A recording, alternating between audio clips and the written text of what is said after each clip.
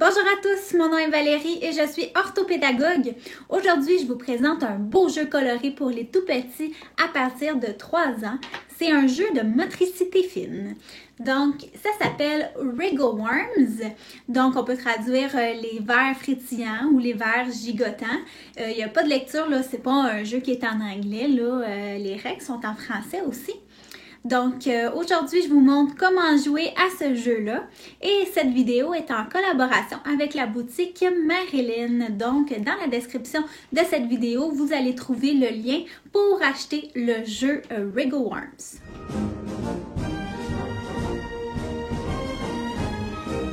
Ce jeu-là se joue complètement dans la boîte, donc vous allez voir là, la mise en place que je vous montre dans quelques instants. Mais tout est là en fait pour jouer et vous pouvez même mettre la couverture là, du jeu pour vous faire ici un petit jardin là, avec les verres. On a le tapis ici avec des trous et en dessous on a un espace là, pour ranger tout le matériel. Mais c'est aussi un espace aussi là, pour nos verres qui sont longs, de pouvoir s'accoter là dans le fond quand on va mettre ça par-dessus. Donc, on joue vraiment dans la boîte. Elle est super bien faite. On a des compartiments ici pour les couleurs. On a la pince ici à 3 prises. Et nous avons aussi là, des attaches pour pouvoir bien tenir le jeu dans la boîte. Donc, je vais placer, au début, là, il faut toujours placer nos verres aléatoirement, ce qui peut être un peu long. Là, on vient les tirer en dessous comme ça. Donc, s'assurer que les têtes soient à peu près égales pour tous.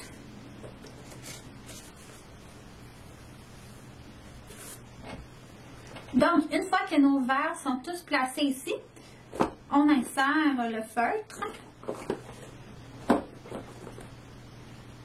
Là, c'est possible qu'il y ait des petites bosses là, parce que les verres accotent dedans.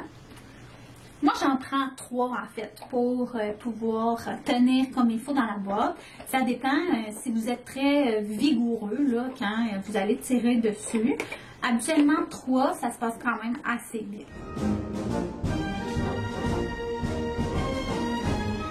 Comment ça se passe, le jeu des verres frétillants? C'est vraiment un jeu là, qui peut être adapté. Vous pouvez donner les consignes que vous voulez à l'enfant. Il peut s'amuser librement. C'est vraiment à votre guise. Là, c'est très, très ajustable. On a des verres de 4 couleurs différentes et de 2 longueurs différentes, donc des courts et des longs. On peut demander à l'enfant de retirer les verres et les trier par couleur. Donc, on demande à l'enfant, là, est-ce que tu remarques une différence quand tu tires les verres qui sont plus longs ou plus courts, par exemple? On a ici du matériel de plus pour travailler de différentes façons. Donc, on a les verres qui sont courts et les verres qui sont longs. Donc, on peut aller demander à l'enfant de les trier. À l'aide des nombres qui sont ici, on peut demander à l'enfant de mettre une quantité précise. Par exemple, dans le panier bleu, j'aimerais en avoir 5. Dans le panier vert, d'en avoir 2, etc. On peut en mettre la quantité qu'on veut aussi. Donc, on pourrait juste en mettre 9, par exemple, et en avoir un qui est long. Et essayer de le trouver là-dedans ou de ne pas tomber sur le verre long, par exemple. On a aussi des cartons comme ça qui vont travailler la logique chez l'enfant. Donc, ici, on voit une genre de suite.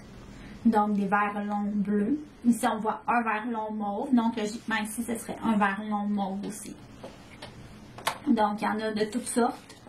Des plus difficiles que d'autres. Et on pose constamment aussi des questions à l'enfant pour développer sa pensée, son raisonnement. Essayer de lui enseigner les mots de vocabulaire mathématique, les couleurs. Et la roulette ici qui apporte un aspect un peu plus ludique ou un peu plus jeu, qui amène la variable de hasard. Donc, on peut dire à l'enfant, va prendre un verre mauve, ou bien sors-moi 2 verres, par exemple. Et là, avec l'aspect de compétition, si on tombe sur l'étoile, on peut voler un verre à l'autre personne.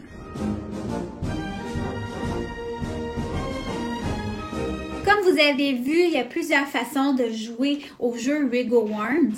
En fait, là, la principale fonction de ce jeu-là, le principal objectif, ça va être vraiment la motricité fine, qu'on utilise ici la pince à 3 prises.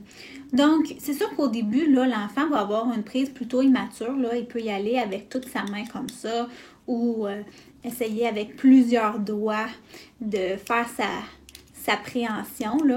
Mais plus l'enfant avance en âge, plus on va encourager la prise semblable à celle du crayon. On essaie de mettre le pouce ici sur une languette de la pince et l'index sur l'autre.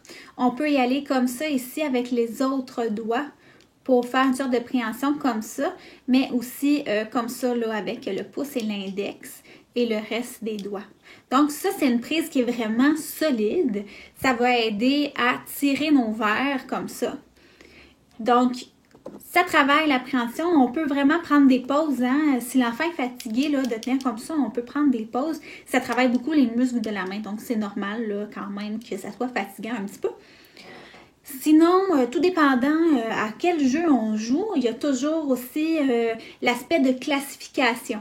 Donc, comme je l'ai dit plus tôt, quand on catégorise là, soit par couleur, par long, court, on fait des catégories. Donc, on classe les vers selon les catégories.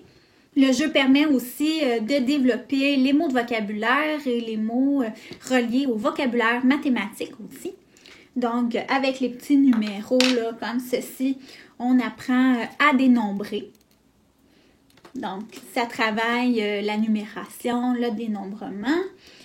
Et il y a aussi la partie avec les fiches comme ça, les fiches logiques, qui travaillent les analogies en fait.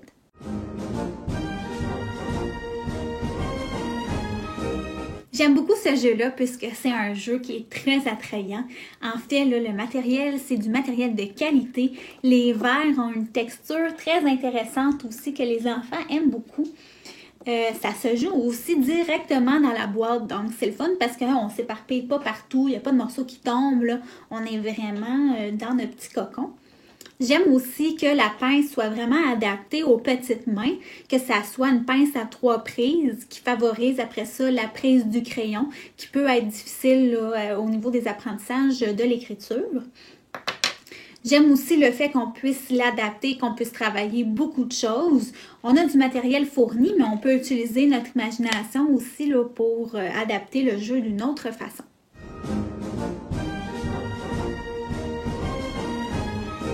J'espère que vous avez aimé ma présentation sur le jeu des verres frétillants.